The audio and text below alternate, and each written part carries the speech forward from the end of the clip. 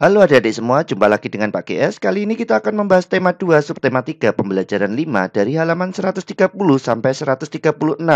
Di awal pembelajaran disajikan sebuah bacaan mengenai usaha bangsa Indonesia untuk meningkatkan kesejahteraan rakyat di awal kemerdekaan Indonesia. Kalian baca dalam hati dengan teliti ya.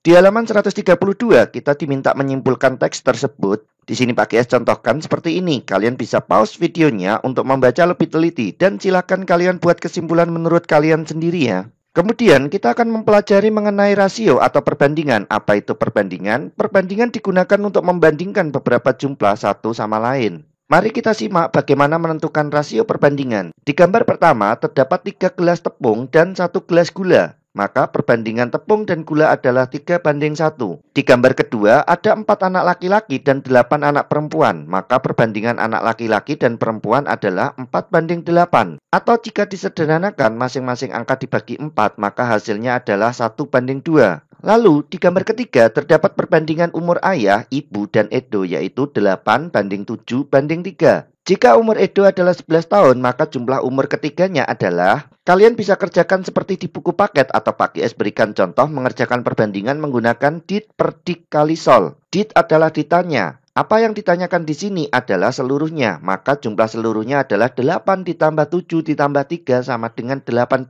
Dik adalah diketahui. Di dalam soal ini yang sudah diketahui adalah umur Edo dan angka rasio Edo adalah 3, maka diknya sama dengan 3. Sol adalah angka dalam soal, di sini adalah 11 tahun. Maka dit per dik kali sol sama dengan 18 per 3 kali 11 tahun sama dengan 6 kali 11 tahun sama dengan 66 tahun. Kemudian di halaman 135 kita disajikan beberapa soal. Yang pertama adalah menjawab perbandingan soal cerita tentang Tari Indang. Dalam soal cerita tersebut laki-laki ada 4 sedangkan perempuannya ada 6. Maka perbandingannya adalah 4:6 atau 2:3. Soal berikutnya, perbandingan siswa laki-laki dan perempuan adalah 2:3. Jika siswa laki-laki ada 12, maka siswa perempuannya berjumlah berapa? Di sini Pak GS jawab, dit yang ditanyakan adalah perempuan, rasio perempuan adalah 3. Dik yang diketahui adalah laki-laki, rasio laki-laki adalah 2. Dan sol, angka dalam soal adalah 12. Maka dit per dik kali sol sama dengan 3/2 dikalikan 12 sama dengan 18. Soal nomor 2. Untuk membuat 1 loyang kue diperlukan 1 gelas gula dan 2 gelas tepung. Jika ibu ingin membuat 10 loyang kue, maka berapa tepung yang diperlukan? Jawabannya adalah 10 dikali 2 gelas sama dengan 20 gelas tepung. Atau bisa dikerjakan seperti ini. Kemudian soal nomor 3, perbandingan umur ayah, ibu, dan Dayu adalah 8:7:3. Jika umur Dayu adalah 12 tahun, maka jumlah umur ketiganya adalah dit atau yang ditanyakan adalah jumlah ketiganya. Maka 8 ditambah 7 ditambah 3 sama dengan 18. Dik atau yang diketahui adalah Dayu. Rasio Dayu adalah 3. Maka dik sama dengan 3. Dan sol, angka dalam soal adalah 12 tahun. Maka dit per dik kali sol sama dengan 18/3 dikali 12 tahun sama dengan 6 kali 12 tahun sama dengan 72 tahun.